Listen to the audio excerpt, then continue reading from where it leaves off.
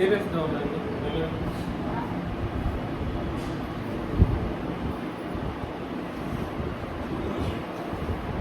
ఈ క్రొత్త నిబంధన విశ్వాసము లేదా సమస్త జనుల విశ్వాసం అనేటువంటిది ఏదైతే ఉందో ఆ సమస్త జనుల విశ్వాసానికి సంబంధించింది మాత్రమే మన యొక్క నిబంధన విశ్వాసంగా పరిగణలోకి ఎంచబడుతుంది. దాన్ని బట్టి మాత్రమే లోకంలో ఉన్న ఎవరైనా కూడా సరే ఏం చేయాలి,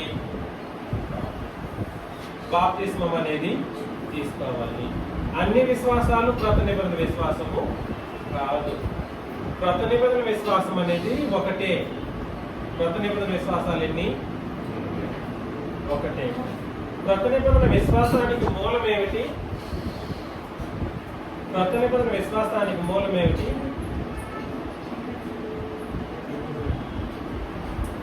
ఏంటి క్రొత్త నిబంధన విశ్వాసానికి మూలం? సువార్త. కరెక్ట్. క్రొత్త నిబంధన విశ్వాసానికి మూలం ఏమిటంటే క్రొత్త నిబంధన సువార్త. మనకు ఎలాగైతే ఎఫ్సి పత్రిక 4:4లో చెప్పబడిందో చదవండి. ఎఫ్సి పత్రిక 4:4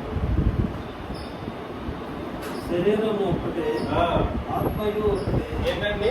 శరీరం ఒకటే, ఒక్కొక్కటి రాస్తాం. ఆత్మయు ఒకటే.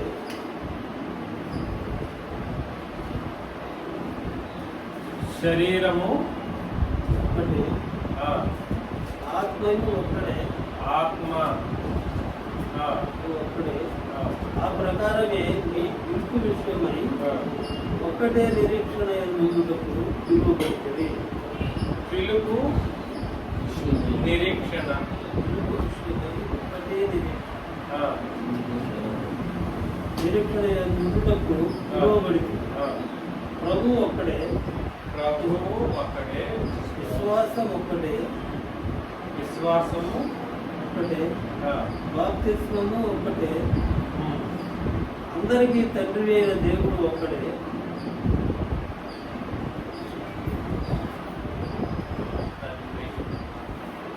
ఇది గుర్తుపెట్టుకోండి. ఇందులో కీలకమైనటువంటి 2 వేరుపాట్లు కనబడతాయి.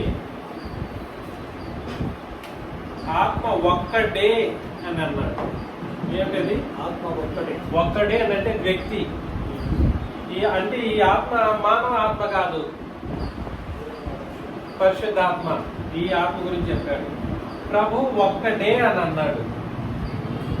ప్రభు ఒక్కడే అని అన్నాడు. తండ్రి ఒక్కడే అని అన్నాడు. శరీరము ఒక్కటే.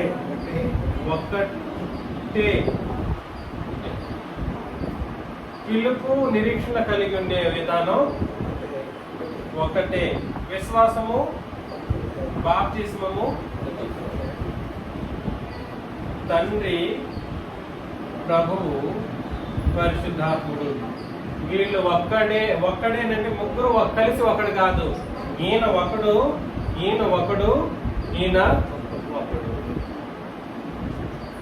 ఈయన ఒకడు, ఈయన ఒకడు, ఈయన ఒకడు. ఎంతమంది అప్పుడు వీళ్ళు?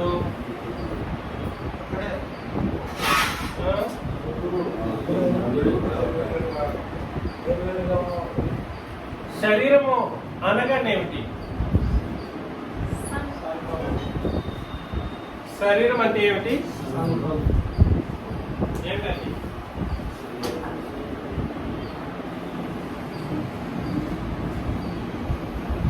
దయచేసి గుర్తుపెట్టుకోండి. కొలసి పత్రికలో 1వ అధ్యాయం 18వ వచనం. కొలసి పత్రిక 1వ అధ్యాయం 18.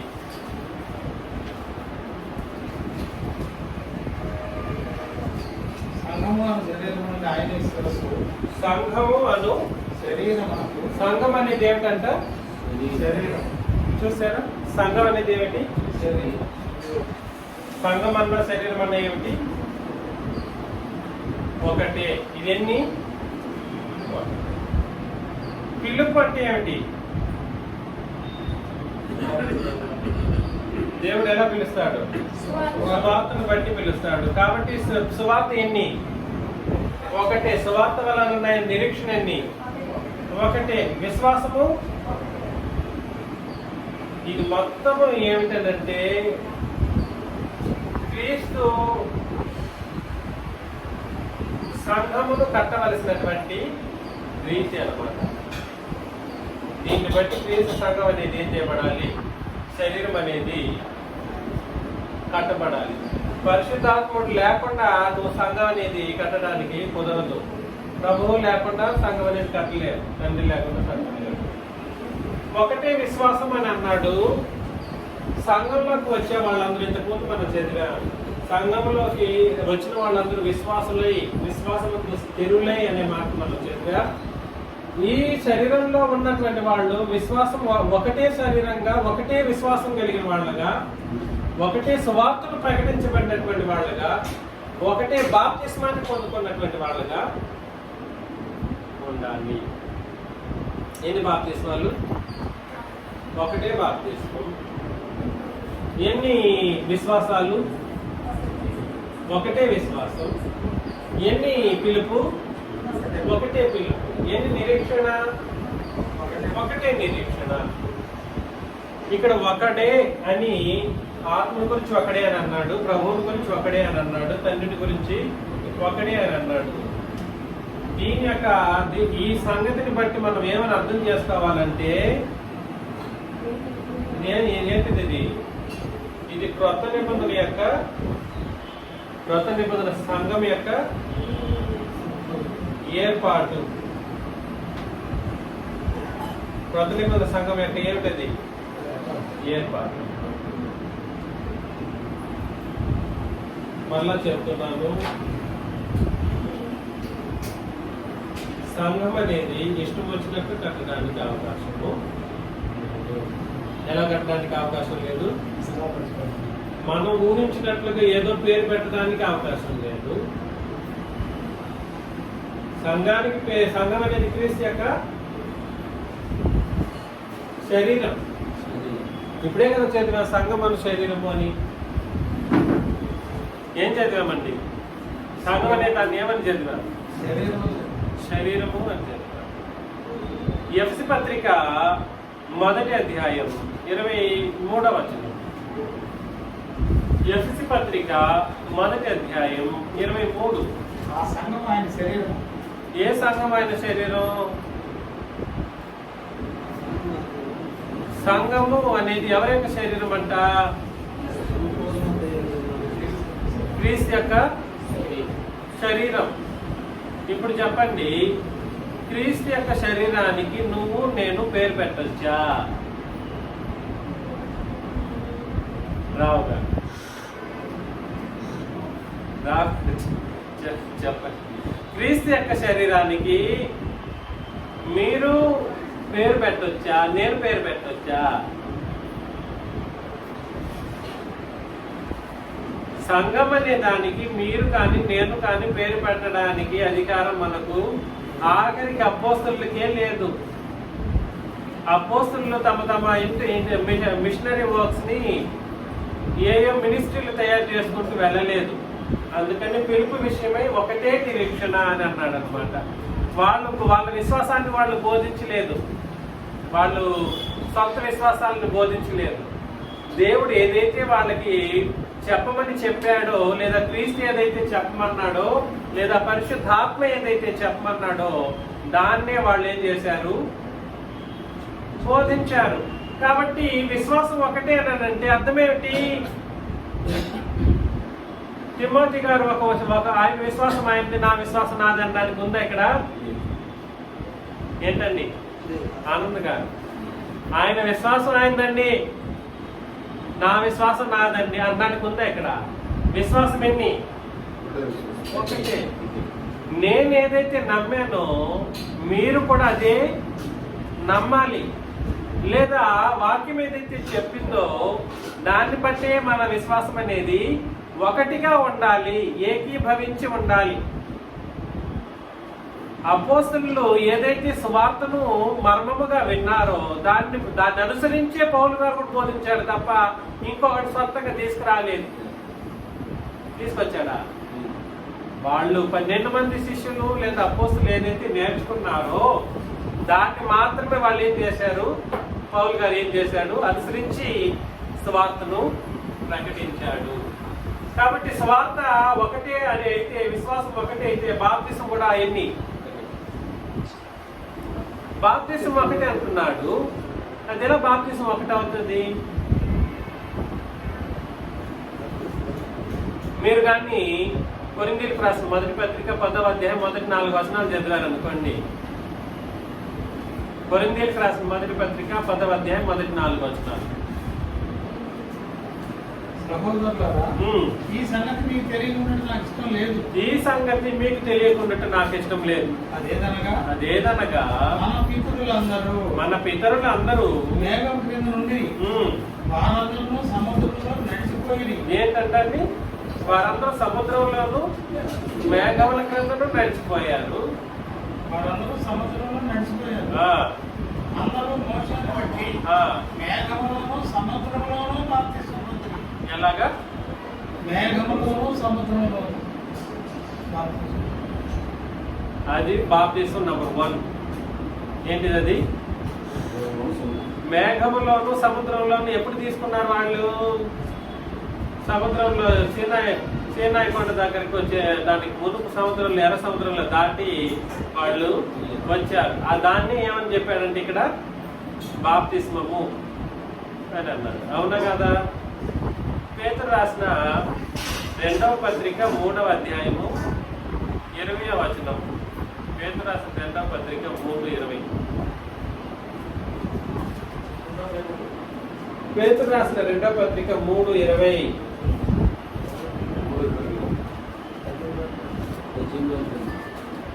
మొదటి పేరు దేవుని దీర్ఘశాంతము ఇంకా కనిపెట్టుకొని చెప్తారా? పూర్వము నోవహు దినములలో ఓడ సిద్ధపరచబడుచుండగా అవిధేయులైన వారి యొద్దకు సరళ ఆత్మల యొద్దకు ఆయన ఆత్మరూపిగానే వెళ్ళి వారికి ప్రకటించారు. ఆ ఓడలో కొందరు అనగా 8 మంది నీటి ద్వారా రక్షణ దానికి సాదృశ్యమైన బాప్తిస్మం. కాబట్టి నోవహు కాలంలో కూడా సరే వాళ్ళు ఏమయ్యారు? నీటి ద్వారా రక్షణ పొందారు. అది బాప్తిస్మానికి సాదృశ్యమైనది అని అన్నాడు. అది రెండవది. మొదటిదేమో మోషే ద్వారా బాప్తిస్మం, రెండవది నోవహు ద్వారా బాప్తిస్మం, మూడవది ఎవరిచ్చారు బాప్తిస్మం? యోహాను యొక్క బాప్తిస్మం. చదవండి. మత్తయి సువార్త 3వ అధ్యాయం మొదటి 5 వచనాలు. మత్తయి సువార్త 3వ అధ్యాయం మొదటి 5 వచనాలు. ఆ దినములందు బాప్తిస్మిచ్చి యోహాను వచ్చి పరలోక రాజ్యం సమీపించి ఉన్నది. అతని పేరే ఏం పేరు పెట్టారు? బాప్తిస్మిచ్చు యోహాను. మారు మనసు పొందడని యోదయ అరణ్యములో ప్రకటించుకున్నాను. ప్రభు మార్గం సిద్ధపరిచి ఆయన త్రోవలు సరళం చేయడని అరణ్యంలో కాకువి ఒకని శబ్దము అని ప్రవక్త అయిన యెషయా ద్వారా చెప్పబడిన వాడితడే. ఈ యోహాను ఒంటి రోమముల వస్త్రములను మొల చుట్టూ తోలిదట్టియు ధరించుకుని వాడు. మిడతలను అడవి తేలియు అతనికి ఆహారం. ఆ సమయమును యెరూషలేము వారును యోదయ వారు. ఎవరండి? ఎవరు? అది అండర్లైన్ చేస్తారు. యెరూషలేము వారు, యోదయ ఎవరు? యూదులే యోదయ వాళ్ళు. ఎవరో కాదు, యూదులు. అంటే వాళ్ళు కూడా ఇశ్రాయేలీల్లో భాగమే. యోర్దాను నది ప్రాంతముల వారందరూ అతని యొద్దకు వచ్చి తమ పాపములను ఒప్పుకొనుచు యోర్దాను నదిలో అతని చేత బాప్తిస్మము పొందుచుండిరి. కాబట్టి పాపములను ఒప్పుకొనుచు ఏం చేశారు? వాళ్ళు బాప్తిస్మం పొందుకున్నారు. ఇది 3వ బాప్తిస్మం. అదేమిటి? ఎఫ్సి పత్రిక 4:4లో బాప్తిస్మం ఒకటి అని అన్నాడు.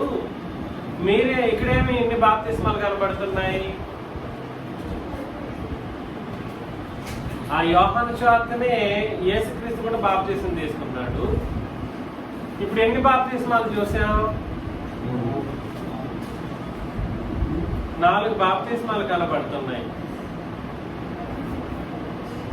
ఇంకా చెప్పాలంటే హెబ్రీ పత్రిక 9వ అధ్యాయం 9-10 వచనాల్లోకి వస్తుంది. హెబ్రీ పత్రిక 9వ అధ్యాయం 9-10 వచనాలు. అది బైబిల్ చదివితే ఆ బైబిల్లో ఉన్న వచనాలను బట్టి అయితే సులభంగా అర్థం అవ్వగలదు. దీనిని బట్టి ఆ మొదటి గుడారంగా అతి పరిశుద్ధ స్థలంలో ప్రవేశించే మార్గం బయలుపరచబడ లేదని పరిశుద్ధాత్మ తెలియజేస్తున్నాడు. ఆ గుడారము ప్రస్తుత కాలమునకు ఉపమానముగా ఉన్నది. ఈ ఉపమానార్థమును బట్టి మనస్సాక్షి విషయంలో ఆరాధకునికి సంపూర్ణ సిద్ధి కలగజేయలేని అర్పణలు బలులు అర్పింపబడుచున్నవి. ఇవి దిద్దుబాటు జరుపు కాలము వచ్చు వరకు విధింపబడి పాదం ఎత్తివేయబడింది. బలులను అర్పింపబడుచున్నవి. ఇవి దిద్దుబాటు జరుపు కాలం. 10వ వచనం చదవండి మరొకసారి. ఇవి దిద్దుబాటు కాలం వచ్చు వరకు విధింపబడి అన్నపానములతోనూ నానా విధమైన ప్రక్షాళన. అది చెప్పలేదు. తర్వాత వచ్చిందండి మీరు చెప్పినందునే ప్రక్షాళనము అనే మాట అక్కడ రాసి ఏమని రాశాడో ఒకసారి చదవండి. ప్రక్షాళనము అనే మాటను ఏమని రాశాడు? ప్రక్షాళనము అనే మాటకు అర్థం ఏమి ఇచ్చాడు? అంటే బాప్తిసం అనే ఒక మాట ఎక్కడి నుండి కూడా ఉంది అది చెల్లుబాటులోకి? ఆది కాండం నుండి కూడా కనబడుతుంది. ఆది కాండంలో నోవహు పొందిన రక్షణ, నీటి ద్వారా పొందుకున్న రక్షణ బాప్తిసమే. అదేవిధంగా మోషే ద్వారా నీళ్ళలో నడిచి రావడం, మేఘముల క్రింద నడిచి రావడం బాప్తిస్మంగా అభివర్ణించబడింది. అదేవిధంగా వీళ్ళ మీద రక్త ప్రోక్షణ లేదా ప్రక్షాళనలు చేశారు చూడండి, అవన్నీ కూడా సరే ఏమంట? బాప్తిస్మంగానే రాయబడింది. ఎవరు? ఇశ్రాయేలీలు వాళ్ళ మీద జంతు బలులను సమర్పించినప్పుడు వాళ్ళ జంతు రక్తాన్ని తీసుకెళ్లి చల్లినప్పుడు వీళ్ళు ప్రక్షాళన చేయబడతారు, అంటే కడుగబడతారు. దాన్ని ఏమని పిలిచారు అక్కడ? బాప్తిస్మము అనే మాటతో అభివర్ణించడం మనం గమనిస్తాం. దాన్ని హెబ్రీ భాషలో రచర్సన్ అంటారు. రక్షణ అది కాదు. రక్షణ గురించి నేను మాట్లాడట్లేదు, బాప్తిస్మం గురించి మాట్లాడుతున్నాను. కాబట్టి ఎన్ని కనబడుతున్నాయి మనకు? పితరుల యుగంలో కానీ ధర్మశాస్త్ర యుగంలో కానీ బాప్తిసం అనేది సర్వసాధారణంగా జరుగుతూ వచ్చాయి. కానీ క్రొత్త నిబంధన వచ్చేసరికి మాత్రం బాప్తిసం అనేటువంటి ఒక కార్యక్రమాన్ని ప్రతి ఒక్కరూ పొందాలనేటువంటి ఒక విషయాన్ని యేసు ప్రభు చెప్పేటప్పుడు ఈ వ్యత్యాసాన్ని గుర్తించలేకపోతున్నారు. కారణం బాప్తిస్మము ఒక్కటే అన్నటువంటి దానికి అర్థం తెలియకపోవడం. ఎలాగ ఒకటే అవుతుంది? ఇప్పుడు నోవహు తీసుకున్న బాప్తిసం ఒకటేనా? లేదా నోవహు యోహాను చేత బాప్తిసం తీసుకున్న బాప్తిస్మము, అదేవిధంగా మోషే చేత తీసుకున్న బాప్తిస్మము, ఇవన్నీ ఒకే బాప్తిస్మాలు అవుతాయా? సమాధానం చెప్పండి. అవుతాయా? ఆనంద్ గారు చెప్పట్లేదు. అన్ని బాప్తిస్మాలు ఒకటే అవుతాయా? ఇది ఇక్కడ బాప్తిస్మం ఒకటే అని అన్నాడుగా. అన్ని బాప్తిస్మాలు ఒకటే అవుతాయా? కావు. అందుకని నేనేం చెప్పడానికి ప్రయత్నం చేస్తున్నానంటే మత్తయి సువార్త 28:19 ప్రకారం, మత్తయి సువార్త 28:19 ప్రకారం సమస్త జనులు కాబట్టి మీరు వెళ్ళి సమస్త జనులను శిష్యులుగా చేయుడి. తండ్రి యొక్కయు కుమారుని యొక్కయు పరిశుద్ధాత్మ యొక్కయు నామములోనికి బాప్తిస్మం. అర్థం చేసుకోండి దయచేసి. తండ్రి యొక్కయు కుమారుని యొక్కయు పరిశుద్ధాత్మ యొక్క నామములోనికి బాప్తిస్మం తీసుకునే బాప్తిస్మం మాత్రమే ఒకే బాప్తిస్మం. ఆ బాప్తిస్మం గురించి ఇక్కడ మాట్లాడుతున్నాడు తప్ప మోషే దగ్గర తీసుకున్నప్పుడు తండ్రి కుమార్ పరిశుద్ధాత్మ నామములో తీసుకున్నట్లుగా గ్రంథం చెప్పదు. ఆ బాప్తిస్మం వేరు, ఆ ప్రక్షాళనలు వేరు. ఆనాడు నోవహు చేత బాప్తిస్మము వేరు. అర్థమవుతుందని నేను చెప్పేది.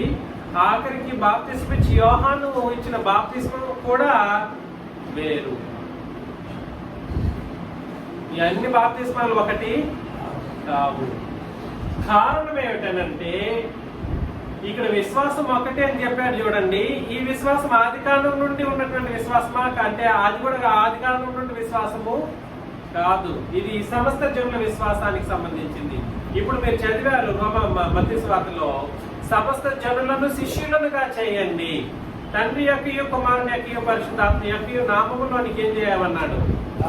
బాప్తిసం ఇచ్చుచు అనేటువంటి మాటలు వాడినప్పుడు తండ్రి యొక్కయు కుమారుని యొక్కయు పరిశుద్ధాత్మ యొక్కయు నామం అనేది సమస్త జనులకు సంబంధించింది. ఎవరికి సంబంధించింది? సమస్త జనుల విశ్వాసానికి సంబంధించింది.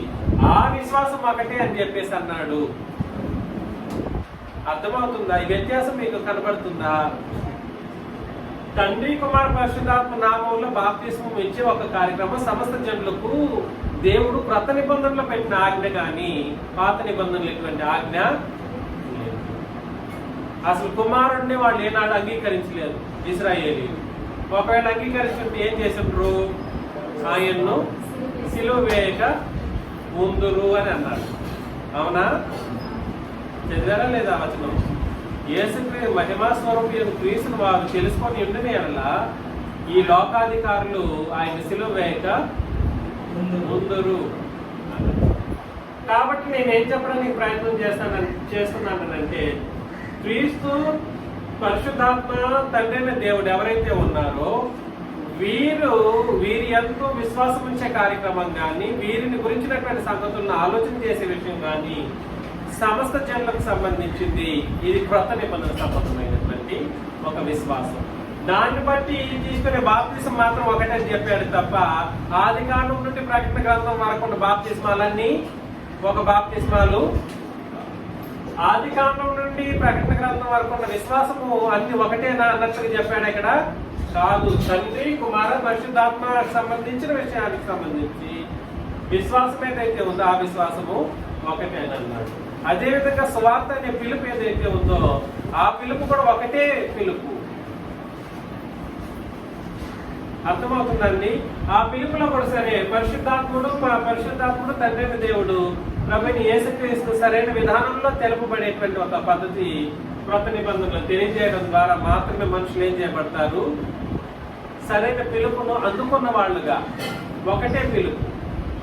ఇప్పుడు దేవుడు ఎలా పిలుస్తాడు? మనుషులని కనబడి పిలుస్తాడా? ఆనాడు సమూయేలు అని పిలిచినట్టు నీకు కనబడి పిలుస్తాడా? అలాంటి మ్యాజిక్లు కానీ గారడీలు కానీ జరగవు. నేడు ఇప్పుడు పిలుపు అనేది స్వార్థ వలన మాత్రమే పిలుస్తాడు. వేరే ఏ మార్గము అలా పిలిచి ఎక్కడ చేరుస్తాడు? ఒక్కటే శరీరం అని చెప్పబడినటువంటి సంఘములో, ఒకటే శరీరం అని చెప్పబడే సంఘంలో.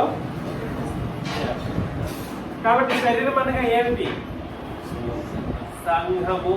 శరీరం అనగా ఏమిటి? కాబట్టి శరీరం క్రీస్తు యొక్క శరీరానికి పేరు పెట్టొచ్చా? మీరేం పేరు పెట్టారు సంఘానికి? మీరేం పేరు పెట్టారు సంఘానికి? అది మీరు ఒక్కసారి పరిశీలన చేసుకోండి. క్రీస్తు యొక్క శరీరానికి పేరు పెట్టే అధికారం నరుడిగా ఏ ఒక మనిషికి అధికారము లేదు. ఆయన శరీరానికి పేరు ఎక్కడి నుండి తీసుకొస్తావు? లూథరన్ అని పేరు పెట్టామనుకోండి క్రీస్తు యొక్క శరీరం అనే సంఘానికి ఎట్లా ఉంటుంది? ఆయన శరీరానికి లూథరన్ అని ఎక్కడి నుండి పేరు వస్తుంది? అసలు రోమన్ క్యాథలిక్ అని పెట్టామనుకోండి ఆయన శరీరానికి రోమన్ క్యాథలిక్ అది ఏమన్నా సంబంధం ఉందా?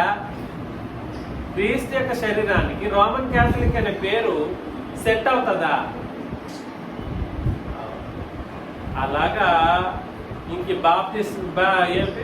బ్యాప్టిస్ట్ సంఘం అని అన్నారు. బ్యాప్టిస్ట్ సంఘం అనేది క్రీస్తు యొక్క శరీరానికి బ్యాప్టిస్ట్ అని పేరు పెట్టొచ్చా? బ్యాప్టిస్ట్ అనే మాట ఎవరికి సంబంధించింది? ఇప్పుడే చదివా. యోహాను, జాన్ ద బ్యాప్టిస్ట్ అంటారు. అర్థమవుతుంది కదండి? దయచేసి గుర్తించండి. మీరు సరైనటువంటి శరీరంలో చేర్చబడే ఒక కార్యక్రమం క్రొత్త నిబంధనకు మాత్రమే సంబంధించింది. ఇది ఒకటే విశ్వాసము, ఒకటే బాప్తిస్మము, ఒకటే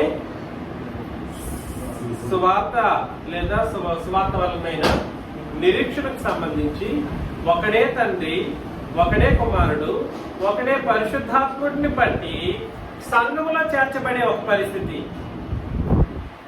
ఎవరిని బట్టి చేర్చబడతారు? చిన్నరాజా కాదు చేర్చేది సంఘంలో, నేను కాదు సంఘంలో చేర్చేది తండ్రి, ప్రభువు, పరిశుద్ధాత్మ.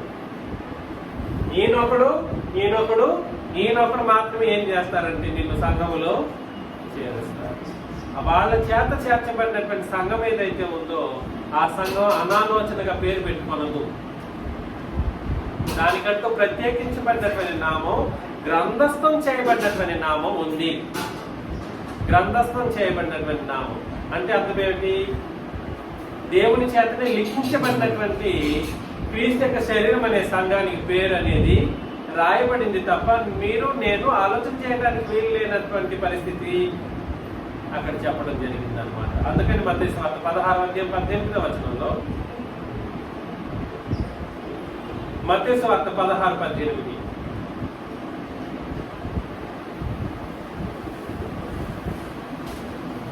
చదవండి.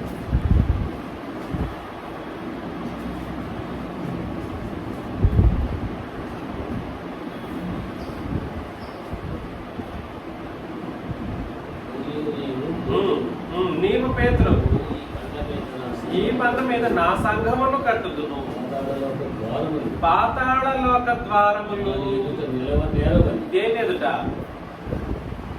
సంఘం ఎదుట. నేను సంఘాన్ని కట్టుదును అని అన్నాడు యేసు ప్రభు. మత్తయిలో కట్టేశాడు ఆ సంఘాన్ని. కట్టుదును అని అంటే అర్థమేమిటి? కట్టుదును అంటే అర్థమేమిటి? భవిష్యత్తులో ఆయన కట్టబోతాడు యేసుక్రీస్తు.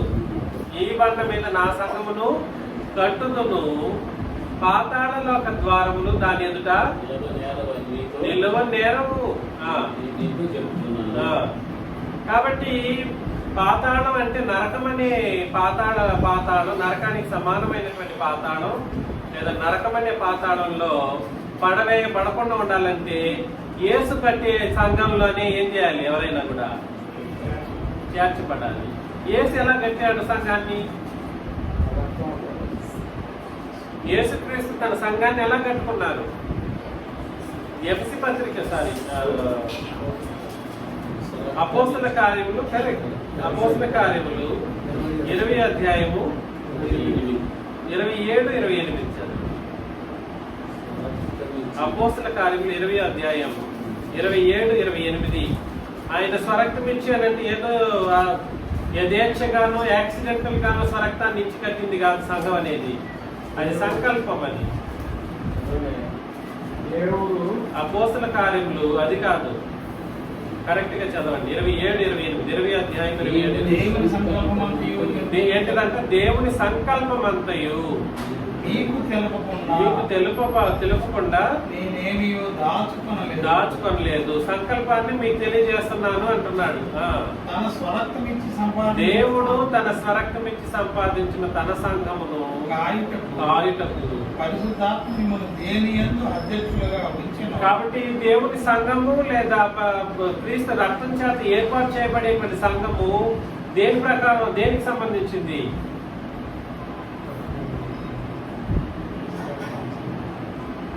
ఏంటి అట్లే చూసుకుంటున్నారు? మరొకసారి 27-28 దేవుని సంకల్పం అంతయు కాబట్టి సంఘం యొక్క స్థాపన అనేది దేనికి సంబంధించింది? సంకల్పానికి సంబంధించింది. అది దేవుడు ఎప్పుడు చేశాడు? నిత్యత్వంలోనే చేశాడు. దేవుడు సంకల్పించిన సంఘానికి నువ్వు పేరు పెట్టే అవకాశం వాస్తవానికి లేదు. నువ్వు నేను ఎవరు సంఘానికి దేవుడు సంకల్పించిన సంఘానికి పేరు పెట్టడం? సంకల్పం అనేది ఎప్పుడైతే దేవుడు సంఘాన్ని సృష్టించాలనుకున్నాడో లేదా కట్టాలనుకున్నాడో దానికి సంబంధించిన సమస్త విధములైనటువంటి ప్లాన్స్ అన్ని కూడా సరే నిత్యత్వంలోనే నిర్ణయించి పెట్టేశాడు.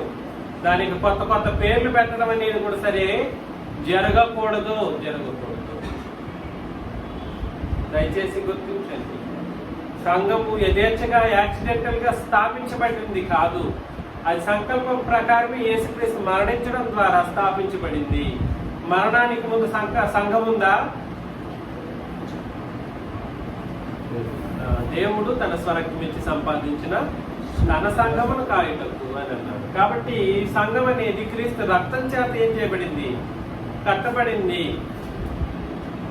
ఈ రోజు ఆ క్రీస్తు కట్టిన సంఘంలో నువ్వు లేకపోతే ఎక్కడికి వెళ్ళిపోతారు? ఇప్పుడే చదివారు కదా, నా సంఘాన్ని కడతాను పేతురు, ఆ పాతాళంలో ఒక ద్వారములు దాని ఎదుట నిలువ నేరవు. ఆ యేసుక్రీస్తు చెప్పిన సంఘంలో నువ్వు లేకపోతే ఎక్కడికి వెళ్ళిపోతావు అంటే అధోగతి పాలై ఆ బైబిలే బట్టి ఆ బైబిలే చదివి నిబంధన అర్థం చేసుకోకుండా నరకంలో వెళ్ళి పడిపోయే ప్రమాదంలో కూరుకుపోతారు. దయచేసి ఈ విషయాన్ని గుర్తించండి. సంఘం అనేది ఏర్పాటు చేయబడ్డానికి 2 సిస్టమ్స్ ఉన్నాయి. ఒకటి ఒక్కడే అనే సిస్టమ్, 2 ఒకటే అనే సిస్టమ్. ఒకటే అని అంటే ఇష్టం వచ్చిన బాప్తిస్మం కాదు, నువ్వు కోరుకున్న బాప్తిస్మం కాదు, మోషే ఇచ్చిన బాప్తిస్మం కాదు, లేదా యోహాను ఇచ్చిన బాప్తిస్మం కూడా నిన్ను సంఘంలో చేర్చబడదు. ఒకటే బాప్తిస్మం అంటే నిబంధన బాప్తిస్మం ఒకటే. అంటే క్రొత్త నిబంధన ప్రకారం తీసుకున్న బాప్తిస్మం మాత్రమే సరైన నిజమైన ఒకటే బాప్తిస్మం. అది మాత్రమే నిన్ను ఎక్కడ తీసుకెళ్తుంది? సంఘంలో చేర్చబడే అద్భుతమైనటువంటి అవకాశాన్ని ఇస్తుంది. అదేవిధంగా ఒకటే విశ్వాసం అని చెప్పబడినటువంటి క్రొత్త నిబంధన విశ్వాసమే. అబ్రహాముకు విశ్వాసం ఉందా? ఉంది. కానీ అతను సంఘంలో ఉన్నాడా? లేదు. ఎందుకు లేడు అని అంటే అతని విశ్వాసం వేరు, మన విశ్వాసము. దయచేసి గుర్తించండి, ఈ వ్యత్యాసం మనకు అర్థం కావాలి. విశ్వాసం ఒకటే అన్నంత మాత్రాన 66 పుస్తకాలు ఒకటే విశ్వాసాన్ని బోధించదు. 66 పుస్తకాలు ఒకటే బాప్తిస్మం గురించి బోధించదు. కానీ 66 పుస్తకాల్లో ఉన్న ప్రతి ఒక్కరు బాప్తిస్మాలు అనేవాళ్ళు అనేది తీసుకున్నారు. 66 పుస్తకాలు ఒకటే పిలుపును అందించదు. సువార్త అనేది అపోస్తలుల ద్వారా మాత్రమే ప్రకటించబడింది, కానీ అంతకు ముందు అది ప్రకటించబడలేదు. ప్రకటించబడలేదు. కాబట్టి శరీరం అనే సంఘంలో నీ సభ్యత్వం సరిగ్గా ఉండాలంటే ఒకటే పిలుపు ద్వారా ఒకటే విశ్వాసం, ఒకటే విశ్వాసం ద్వారా ఒకటే బాప్తిస్మం. అలాగే తండ్రి యొక్కయు అంటే తండ్రి ఒకడు, కుమారుని యొక్కయు అంటే కుమారుడు ఒకడు, పరిశుద్ధాత్మ యొక్కడు అని అంటే ఆయన ఒకడే అనేటువంటి కోణంలో ఆలోచన చేసి తండ్రి కుమార పరిశుద్ధాత్మ నామములో బాప్తిస్మం తీసుకుంటే ఆ బాప్తిస్మము ఒకటైనటువంటి బాప్తిస్మం. వాళ్ళు మాత్రం ఎక్కడ చేర్చబడతారు?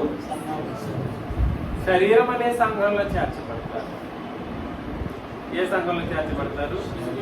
శరీరం అనే సంఘంలో చేర్చబడతారు. ఆ శరీరం అనే సంఘంలో లేకపోయారు ఏమైపోతారు? పాతాళంలో వెళ్ళిపోతారు. పాతాళానికి వెళ్ళిపోతారు. చివరిగా లాస్ట్ అండ్ ఫైనల్ వర్స్, తెస్సలోనికీయులకు రాసిన మొదటి పత్రిక 1వ అధ్యాయం 6 నుండి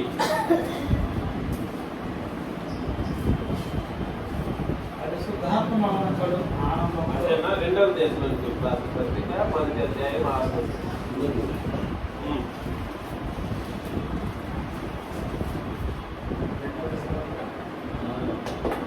మొదటి అధ్యాయం 6 నుండి.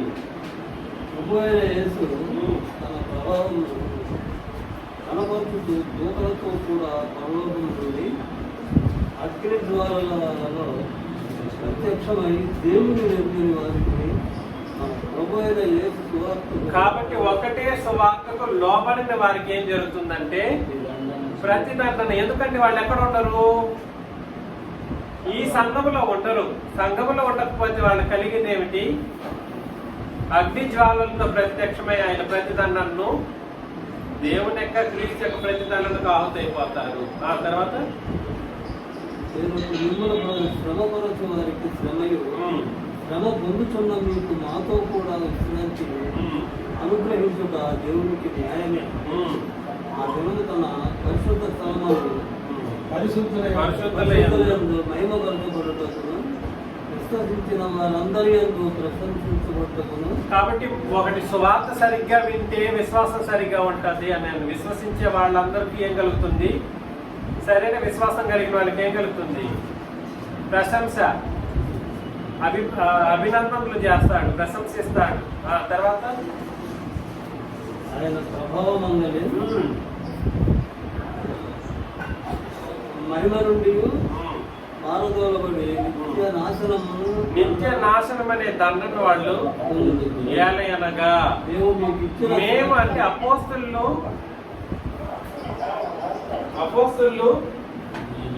సాక్ష్యం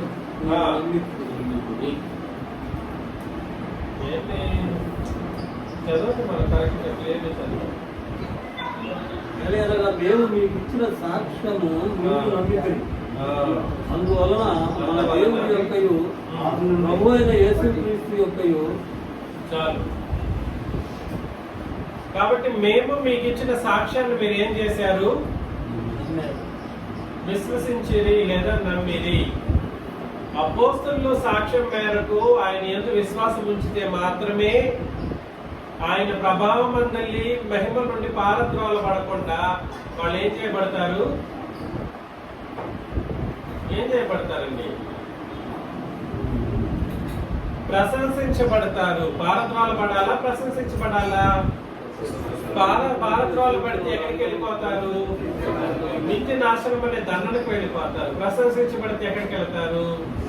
నాతో కూడా విశ్రాంతి, యుగయుగాల సంతోషం. దయచేసి ఈ కాన్సెప్ట్ అర్థం చేసుకోకపోతే మాత్రం చాలా కటకటాల పాలవుతారు. ఈ రోజు చెప్తున్నటువంటి ఈ సత్యాన్ని మీరు గుర్తించండి. తండ్రి, కుమార, పరిశుద్ధాత్మ నామంలోకి బాప్తిస్మం తీసుకునే ఒక కార్యక్రమం మాత్రమే సరైనటువంటి బాప్తిస్మం. అయితే ఈ బాప్తిస్మం ఈ పేర్లు వాడేస్తే సరిపోతుందా అంటే కాదు. ఆ పేర్లు వాడాలంటే కండిషన్స్ ఇవి పెట్టేశాడు. పిలుపు ఒకటే పిలుపు. తండ్రి, కుమార, పరిశుద్ధాత్మ నామంలో బాప్తిస్మం మేము కూడా తీసుకున్నామని అందరూ అంటారు.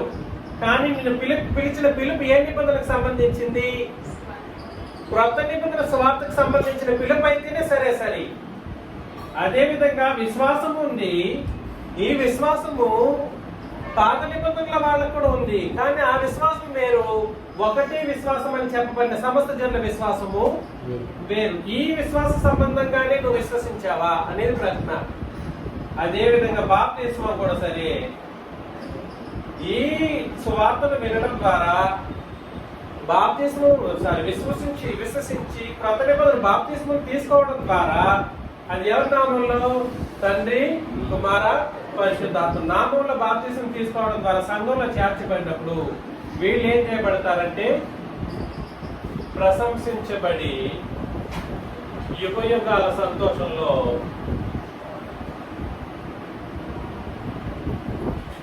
పాలు పొందుతారు.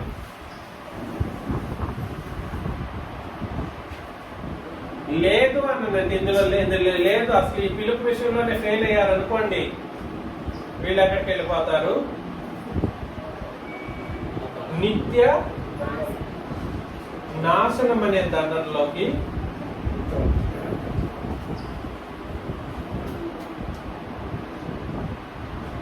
ఈరోజు మనకి ఎంత ఆస్తి ఉండదు కాక, ఈరోజు మనం ఎంత డబ్బు ఉండును గాక, ఎంత చదువు ఉండును గాక, ఎంత జ్ఞానం ఉండును గాక, ఉన్నంత మాత్రాన మనం యుగయుగాలు ఈ శరీరంతో బ్రతకబోం.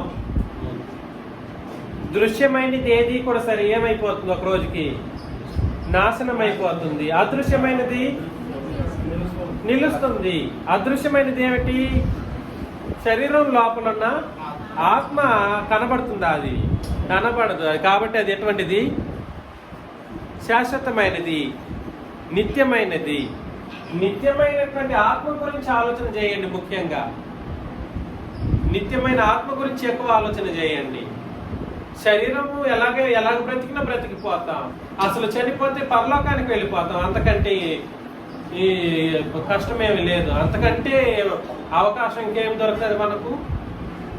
కాబట్టి ఈ ఆత్మీయ గమనం అనేది నిత్య నాశనం అనే దండంలో ముగింపు పొందకూడదు.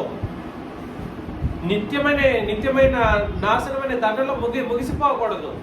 ఇది ముగియదు యాక్చువల్గా చెప్పాలంటే, కానీ ఇది మన యొక్క గమ్యస్థానంగా ఉండడానికి వీలు లేదు. ప్రశంసించబడి యుగాలుగా సంతోషంగా తండ్రి దేవునితోనూ క్రీస్తుతోనూ మనం బ్రతకడానికి అయినటువంటి పరిస్థితులను కలిగి ఉండాల్సినటువంటి అవకాశం దేవుడు ఎక్కడ పెట్టాడు? సంఘములో పెట్టాడు. ఈ సంఘంలో చేర్చబడడానికి కండిషన్స్, నువ్వు పిలుపు సరిగ్గా అందుకోవాలి క్రొత్త నిబంధన ప్రకారం, నీ విశ్వాసం క్రొత్త నిబంధన ప్రకారం మాత్రమే ఉండాలి. అదేవిధంగా నీ బాప్తిస్మం క్రొత్త నిబంధన ప్రకారం అయ్యుండి తండ్రి కుమార పరిశుద్ధాత్మ నామంలో బాప్తిస్మం తీసుకోవడం ద్వారా ఒకటే శరీరం అని చెప్పబడినటువంటి శరీరం ఎన్ని? ఒకటే. ఎఫ్సి 4:4 మరొకసారి చదివితే శరీరం ఎన్ని? సంఘం ఎన్ని? శరీరం ఒకటే అన్నప్పుడు సంఘాలు ఎన్ని? శరీరం ఏంటండి? 2. శరీరాలు ఎన్ని? 4. ఒకసారి చదవండి. శరీరం ఒక్కటే. ఎన్ని శరీరాలు? ఒక్కటే. కాబట్టి సంఘాలు ఈ వీధి తర్వాత ఆ మెయిన్ రోడ్లో వెళతామంటే ఒకటి కనపడుతుంది, అదో ఒకటి, దానికి ఒక పేరు. ఆ శరీరానికి ఏదో పేరు పెట్టేశాడు ఒకడు. ఇటువైపు వెళ్ళామనుకోండి, ఇంకో సంఘం కనపడితే దానికి ఒక పేరు. ఒక శరీరానికి ఇన్ని పేర్లు ఉండొచ్చా? అసలు గుంటూరులోనే ఎన్నో వేల సంఘాలు కనపడుతూ ఉన్నాయి. శరీరం ఒకటే అన్నప్పుడు ఒక శరీరానికి ఎన్ని పేర్లు ఉండాలి? ఇప్పటికైనా మార్చుకుంటే సరే, మార్చుకోకపోతే నిత్య నాశనం అనే దండంలో మీ జీవితాలు ముగించబడతాయి. అలా ఉండకుండా మనం అందరం కూడా సరే ప్రశంసించబడి గ్రీస్ యొక్క ప్రకాశమైనటువంటి తేజస్సు కలిగినటువంటి తేజస్సును మనం కూడా పొందుకొని ఈ సంఘంలో ముందు చేర్చబడి తర్వాత ఈ సంఘమే పరలోకానికి వెళ్ళిపోతుంది. కాబట్టి అలా పరలోకానికి వెళ్ళాలని నన్ను నేను హెచ్చరించుకుంటూ, అలాంటి విశ్వాసాన్ని మనం అందరం కలిగి ఉండాలని నన్ను నేను హెచ్చరించుకుంటూ మిమ్మల్ని హెచ్చరిస్తూ ముగిస్తున్నాను. మీకు అందరికీ క్రీస్తు నామములో